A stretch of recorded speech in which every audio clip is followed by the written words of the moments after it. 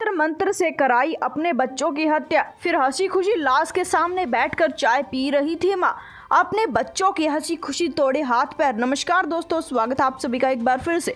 मेरठ में तंत्र मंत्र से शक्ति पाने के लिए और प्रेमी से शादी करने के लिए मां ने ऐसी खौफनाक वारदात को अंजाम दिया है, जानकर आपकी रूह कांप उठेगी। दोनों बच्चों की हत्या उसने इतनी बेरहमी से की जो काफी खौफनाक था। दरअसल बता दें, पूछताछ में महिला ने काफी खौफनाक कहानी बताई है। बच्चों की हत्या करने की साजिश मां ने इतनी सफाई से रची थी कि पति तक को पता नहीं चला। शुक्रवार शाम की बात है, पुलिस को गंगनहर से एक लड़का जिसका नाम मेहराब है उसकी लाश बरामद होती है। लाश निकालते वक्त गोताखोरों और पुलिस की रूह कांप उठी थी।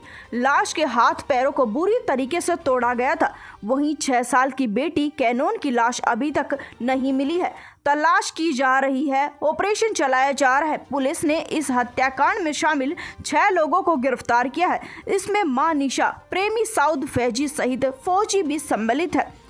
खैरनगर के गलूरवारी गली निवासी निशा, जिसकी उम्र 37 साल है, उसका पड़ोस में ही रहने वाले साउद के साथ अफेयर चलता था। साउद निशा से 7 साल छोटा था, लेकिन साउद की पत्नी उसे छोड़कर जा चुकी थी। ऐसे साउद का अकेलापन और निशा से अफेयर और निशा की तंत्र मंत्र की शक्ति पाने की ख्वाहिश बढ़ती चली गई और उसने ऐसे खौफनाक वारदात को अंजाम दिया। पड़ोसियों ने पुलिस को बताया कि निशा तंत्र मंत्र करती थी। वह दिन में घर में अकेली रहा करती थी, तब उसके पास से लोग आया करते थे आसपास के, और वह जादू टोना करके लोगों को उनकी मन्नतें पूरे करने का दावा करती थी। निशा का पति, जिसका नाम शाहिद लाल कुर्ती पैट बताया जा रहा, दुकान में काम काज किया करता था। सुबह 11 बजे वह वहां दुकान में चला जाया करता था और शाम में वापस आया करता था। बच्चे स्कूल चले जाया करते थे और घर में निशा अकेली जादू टोने की दुकान सजाया करती थी। निशा जादू टोना करके मन्नतें पूरी करवाने का दावा करती थी। आर्थिक तौर पर वह काफी संपन्न भी थी। निशा के पड़ोस में रहने वाली 2 महिलाएं थी, उसके तंत्र मंत्र के चंगुल में फंस गई थी। ये दोनों महिलाएं रोज निशा के पास में आती और अपना भविष्य पूछा करती थी। टोना टोटका किया करती थी निशा। वही पड़ोसी जो उनके साथ में आया करते थे, वह भी इसमें विश्वास किया करते थे कि निशा जो भी भविष्यवाणी करेगी वह बिल्कुल सही होगी।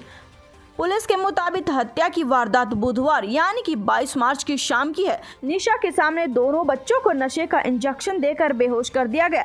बेटी कैनोन को निशा के घर पर ही मारा गया था, बल्कि जो बेटी की लाश है बाद में उसे चादर से में लपेट दिया गया था। वहां मुखरत के घर पर लड़के मेहराब की हत्या की। मुखरत ने बेटे के पैर तोड़े, कैसर ने हाथ और प्रेमी ने उसका मुंह दबा दिया और उसकी बेरहमी से हत्या की।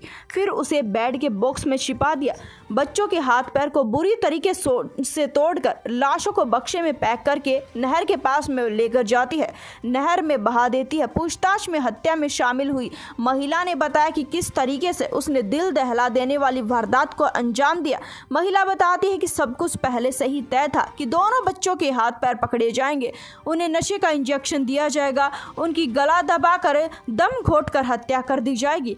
और जिस समय पर हत्या हो रही थी, निशा सामने बैठकर आराम से चाय पी रही थी।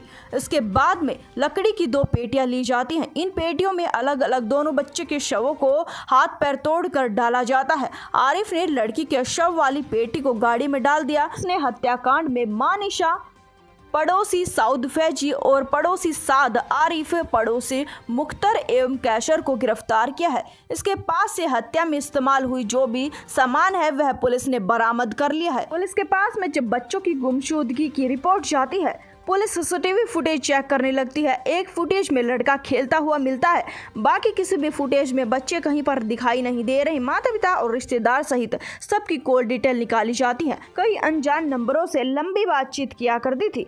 कॉल डिटेल जब निकलती है तो निशा का सारा पर्दाफाश हो जाता है। निशा बार बार बयान बदल रही थी, जिसके बाद में पुलिस को उस पर शक हो जाता है। सख्ताई से पूछताछ की जाती है तो वह तंत्र मंत्र द्वारा अपने बच्चों की हत्या करने की वारदात को कबूल लेती है। बताती है कि उसके बाद में उसने नहर में अपने बच्चों को फेंक दिया। हालांकि महिला अब पुलिस की गिरफ्त में। इस वारदात को जितना उसके उतना शेयर कर दें, चैनल को सब्सक्राइब कर दें। हम आपसे मिलेंगे एक बार फिर से। धन्यवाद।